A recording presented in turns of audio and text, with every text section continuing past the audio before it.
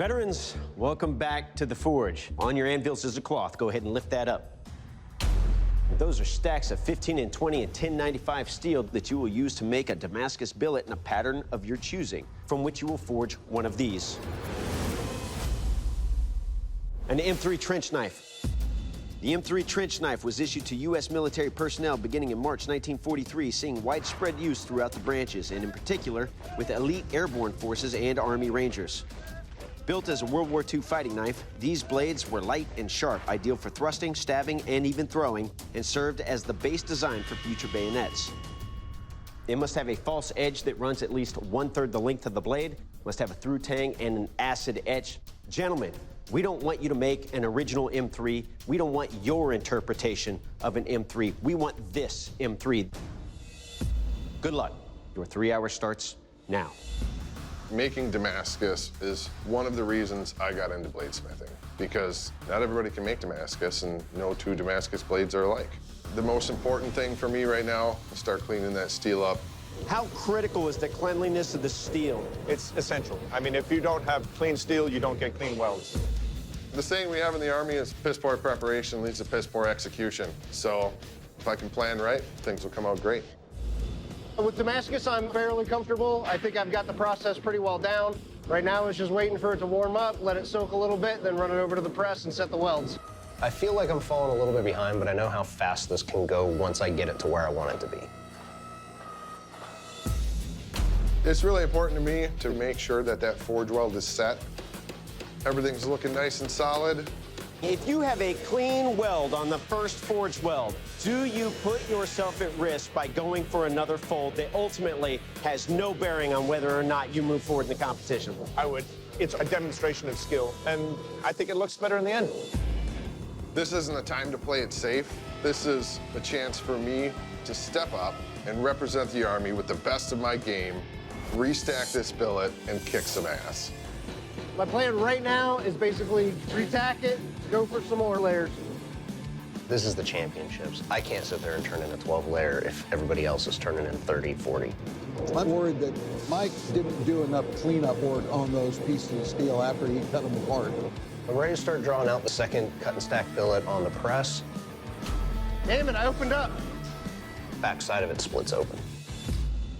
Mike could have a serious problem. I mean, Gene opted to just restart. He saw the seams were bad. Only superior work is going to move forward in this competition. Why not start over? I would have tossed it, started again. I don't even want to move. There's $50,000 on the line here. I don't want to go home. Mike is looking to set that weld. He's worrying me. Come on, get hot! I've found that yelling at my forge rarely heats the metal, but it does make me feel a lot better. Yeah. My goal is to get it to the finished blade, and I got a lot of meat to remove in a very short amount of time, and I still have to heat treat it, and I still have to etch it. We've got a quench out of Tyler over here. It looked like he did a combination quench prayer. I'm gonna be in here for a couple seconds. I'm just gonna take a break and let this happen. And I'm never one to pull it out fast. I like to let it cool, get nice and hard. Blade is perfectly straight. It's time to grind. Gene has pulled out the oxyacetylene torch. You doing an edge quench? Yeah. They edge quench leaves the spine still flexible but strong, and it leaves the edge rock hard.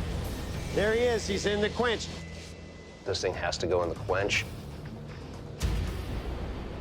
Of course, it catches fire.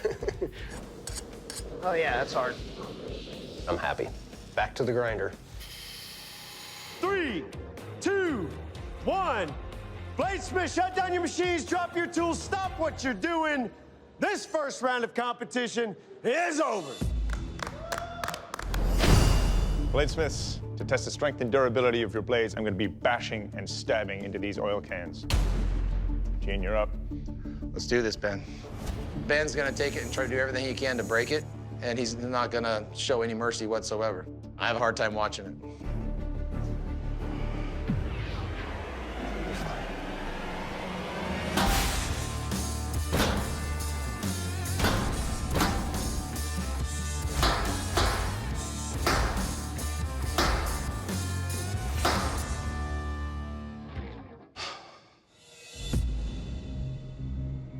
Gene, your tip held up really well in the stabs.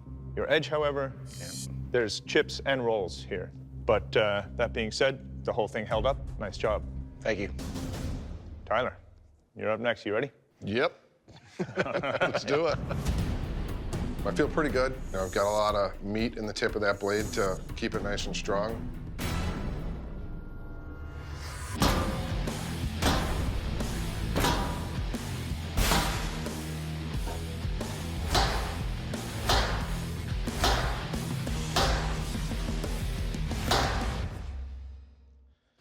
That's amazing. Well, Tyler, your blade held up really well in this test. Your S guard here is more like a Z guard, but all told, well done. Thanks. Mike, you're up. How you feeling? Not great, but we got to do it. Now it's my turn, and I'm just dreading it. If something was to go wrong, I think my pommel will probably pop off. I think I'm probably going home.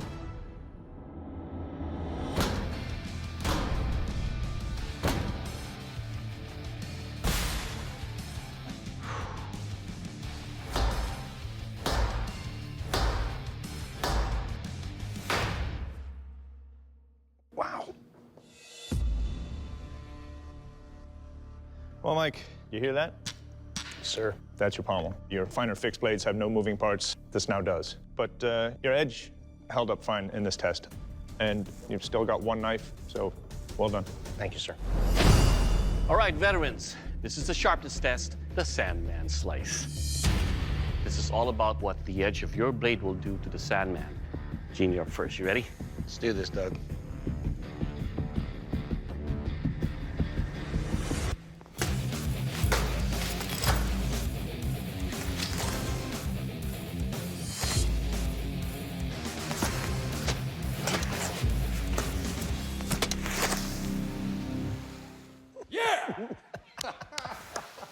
Nice job. All right, Gene, despite having some glinting and some rolls here, did not affect the cut at all. Your stabbing point thrust easily on this. Overall, sir, your weapon, it will cut. Yes. All right, Tyler, your turn. Are you ready? I'm ready for it.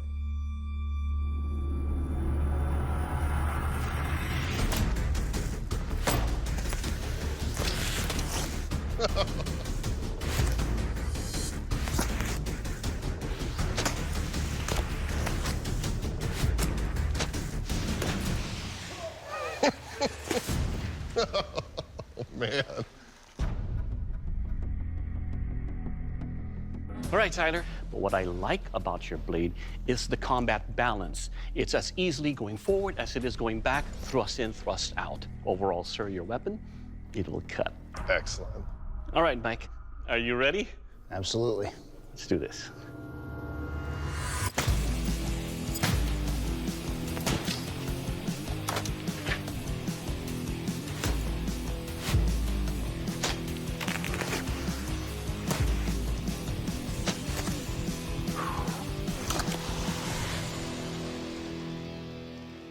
All right, Mike, your edge here has one section here that is not sharp at all. Your point is sharp enough for thrusting. Coming out, if it doesn't catch this edge here, you can see that this part here that's dull actually ripped rather than cut this material. But overall, it will cut. Thank you. Bladesmiths, your weapons have been tested and the judges have weighed in and made their final decision. And let's not sugarcoat it, gentlemen. Mike, your blade didn't make the cut. Ben Abbott's going to tell you why. Well, Mike, first of all, I'd like to thank you for your service. And it's a testament to your abilities that you've made it this far in this competition. Thank you. But when that clock hit 0, you just weren't finished. There were sharp parts on your handle that bothered both Doug and myself. It's for that reason we're letting you go. Mike, please surrender your blade. The judges couldn't have made any other decision.